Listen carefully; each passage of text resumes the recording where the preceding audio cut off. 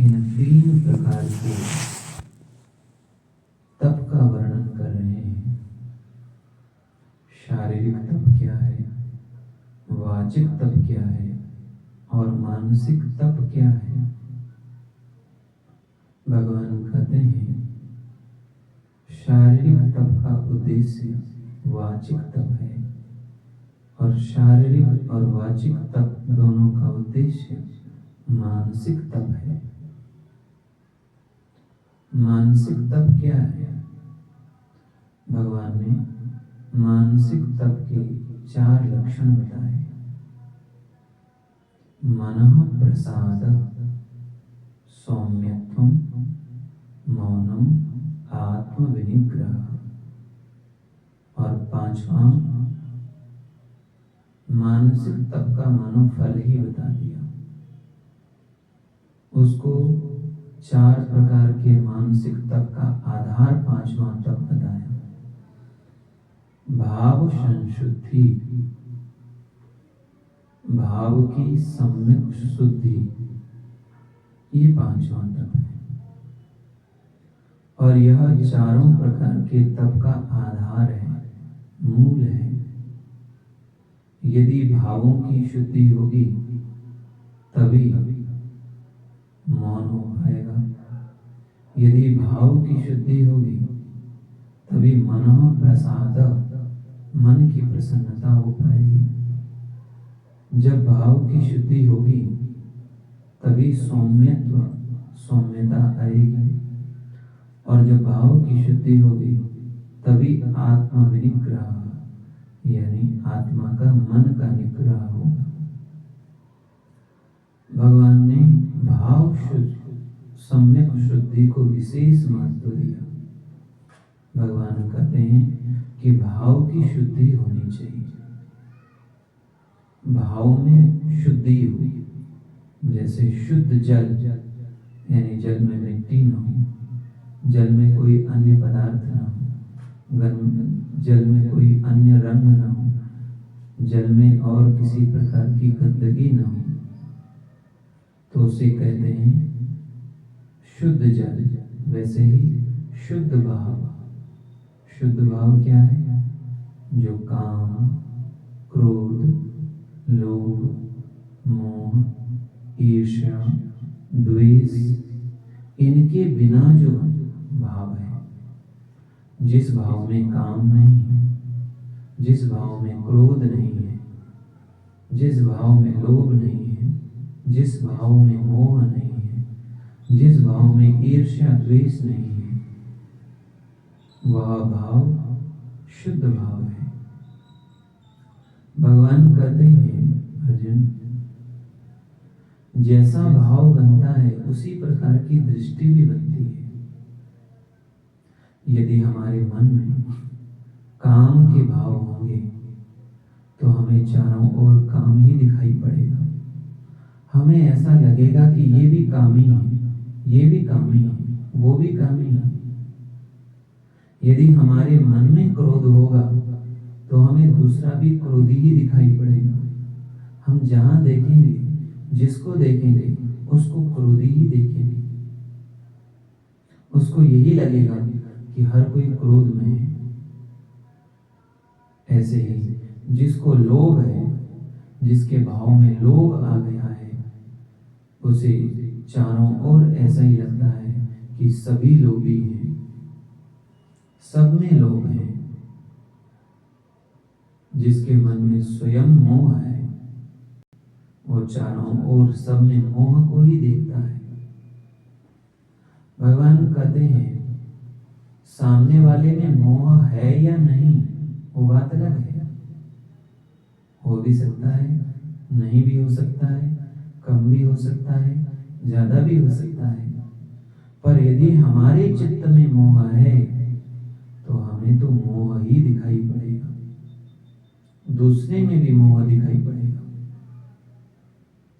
यदि हमारे भीतर द्वेष है, ईर्ष्या है, तो हमें भी दूसरे में ईर्ष्या और द्वेष ही दिखाई पड़ेगा। यदि हमारे मन में अज्ञान की वृत्ति है तो हमें दूसरे में भी अज्ञान की वृत्ति दिखाई पड़ेगी। तो भगवान कहते हैं भाव शुद्धि, भाव की सम्यक शुद्धि जब हो जाती है, भाव जब शुद्ध हो जाता है, भाव जब पवित्र हो जाता है, साधन से तप से जो भी उपाय माध्यम है, जब भाव शुद्ध हो जाता है तब होता है मन प्रसाद, मन की प्रसन्नता। प्रसाद यानी प्रसन्न, तभी मन प्रसन्न होगा। जब तक भाव शुद्ध नहीं होगा, भगवान कहते हैं, तब तक मन प्रसन्न हो ही नहीं सकता। हम कहते हैं कि फलानी व्यक्ति के कारण मेरा मन खराब, फलानी परिस्थिति के कारण मेरा मन खराब। ये कहते कहते हम ऐसे ही संसार से विदा हो जाएंगे, शिकायत करते करते, दूसरों पर आरोप करते हुए। पर भगवान कहते हैं कि हमारे मन में प्रसन्नता हो, इसका कारण कोई और नहीं, इसका कारण हमारे भाव की अशुद्धि है। आग हमारे भीतर लगी है तो बुझानी हमें पड़ेगी, भीतर ही बुझानी पड़ेगी। तो मनः प्रसाद, मन में प्रसन्नता उसी को रहेगी जिसका भाव शुद्ध होगा। सौम्यत्वम, सच्ची सौम्यता वही है, मृदुता वही है जो भाव शुद्ध होने के बाद आती हो। बाकी सौम्यता दिखाने की हो सकती है, अज्ञानकृत हो सकती है। गाय भी तो सौम्य है, अन्य कई प्राणी सौम्य होते हैं, वृक्ष सबसे सौम्य है, पेड़ सबसे सौम्य है। कोई पत्थर मारे, कुछ भी करे, स्थिर रहता है, शांत रहता है। मौनम, जिसके भावों की शुद्धि होगी वही मौन रह पाएगा। मौन यानी मन का मौन। हम कितना, क्योंकि मौन को भी भगवान ने 3 मौन कहे, कायिक, वाचिक, मानसिक। तो मानसिक मौन तभी संभव है जब भाव की शुद्धि होगी, नहीं तो मन में कोई ना कोई बातें चल रही होती है, कोई ना कोई चर्चा चल रही होती है, संवाद विवाद झगड़ा सब मन में चल रहा होता है। आदमी तो कहे 2% ही सकता है, भीतर तो 98% तो भीतर ही रह जाता है। इतना संवाद, इतनी बातें, इतना कोलाहल, इतना हल्ला हमारे मन में चल रहा है। तो भगवान कहते हैं जब भाव की शुद्धि होगी, सच्चा मौन भी तभी हो पाएगा। आत्म विनिग्रह, जब भाव की शुद्धि होगी तभी मन का निग्रह हो पाएगा। जब भावों की शुद्धि होगी, पवित्रता होगी, तभी मन एकाग्र होगा, तभी मन हमारे वश में होगा। जब तक भाव की शुद्धि नहीं तो मन का निग्रह भी संभव नहीं। तो भगवान ने 5 प्रकार के मन के मौन की चर्चा, मन के तप की चर्चा करी, और उसका आधार भाव शुद्धि का। भाव शुद्धि है तो सब साधन है, भाव शुद्धि है तो सब फल है। भाव शुद्धि नहीं है तो न मन की प्रसन्नता, न सौम्यता, न मौन, न मन का निग्रह। इसलिए भगवान ने मानसिक तप में भाव की शुद्धि को महत्व दिया, और शुद्धि नहीं कहा भगवान ने, संशुद्धि, सम्यक शुद्धि।